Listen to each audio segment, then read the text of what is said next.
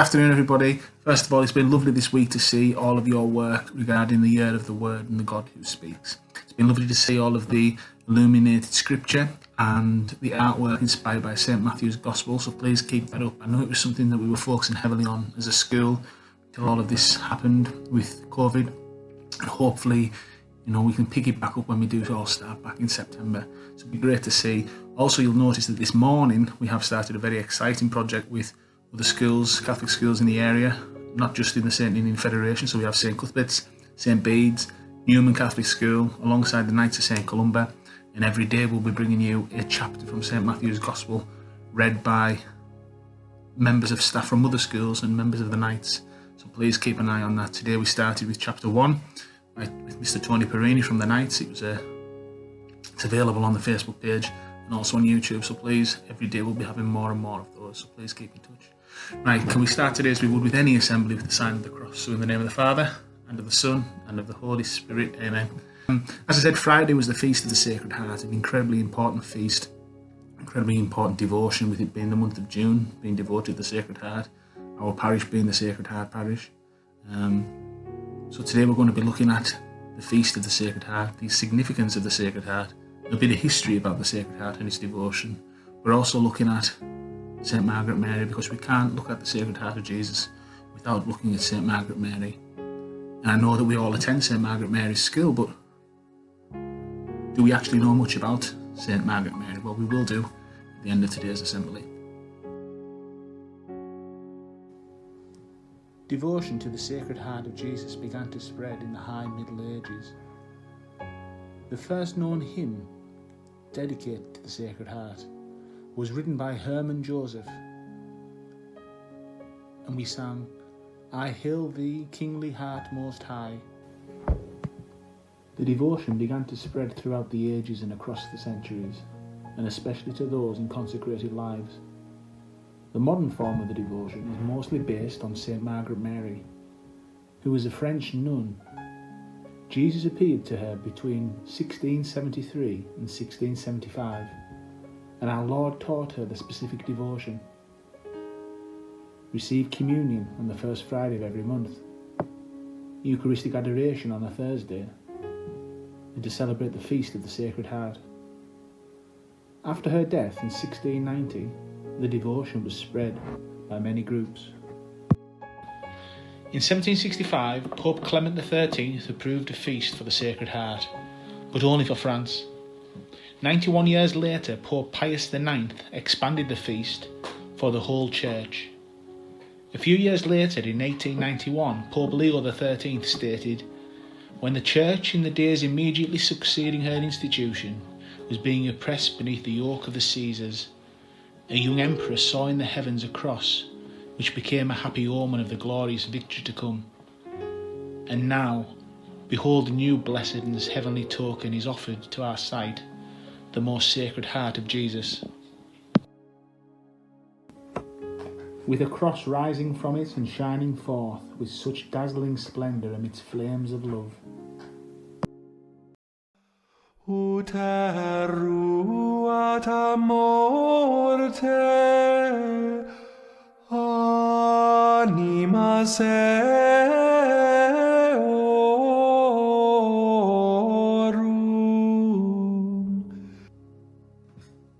So there you have it, a little bit of history of the devotion of the Sacred Heart. Now, a devotion is something that we say or do to show our love for Jesus and for God.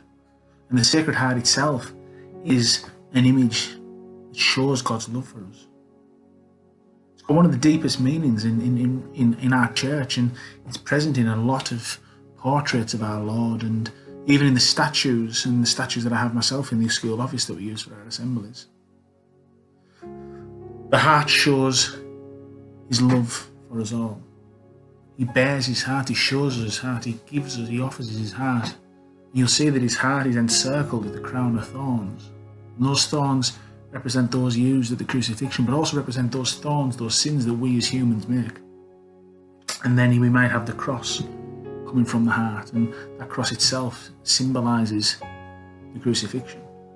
And then the fire, the flames, the love. Now, we can't talk about the Sacred Heart of Jesus without talking about St. Margaret Mary.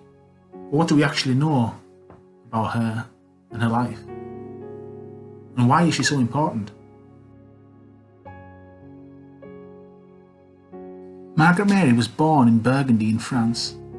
As a child, she was a happy little girl who loved the nuns at school. But when she was 11, she became very sick. Margaret Mary hesitated a while, neither marrying nor entering the convent. At last she decided on the convent and joined the Visitation Sisters.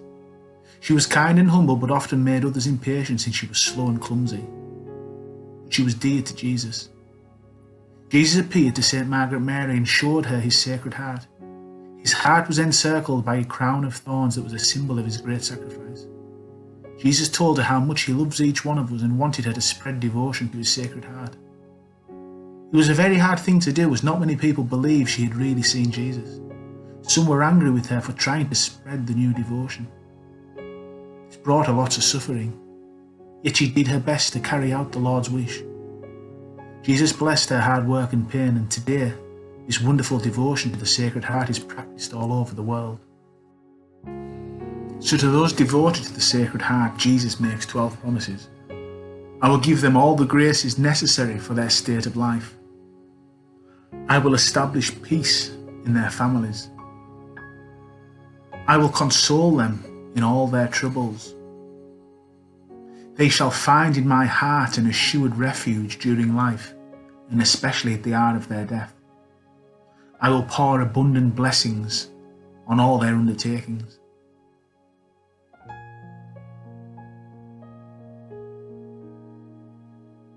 Sinners shall find in my heart the source of infinite ocean of mercy.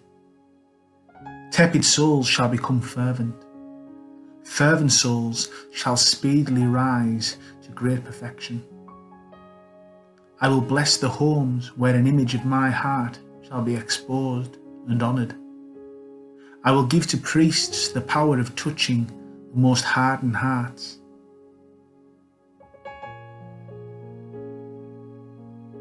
Those who propagate this devotion shall have their names written in my heart, never to be effaced.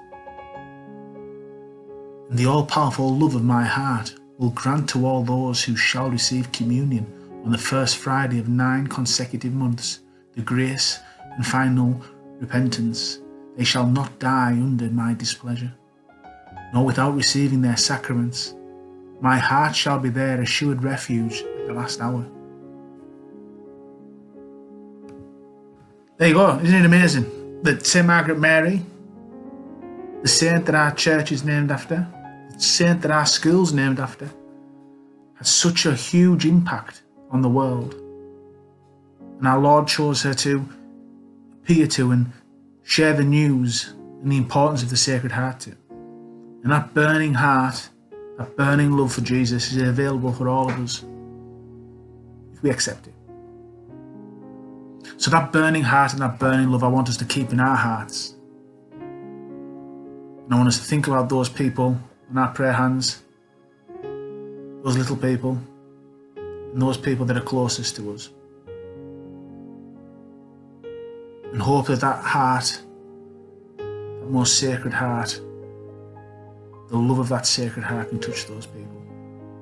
As we say the Our Father. So our Father who art in heaven, hallowed be thy name. Thy kingdom come, thy will be done on earth as it is in heaven.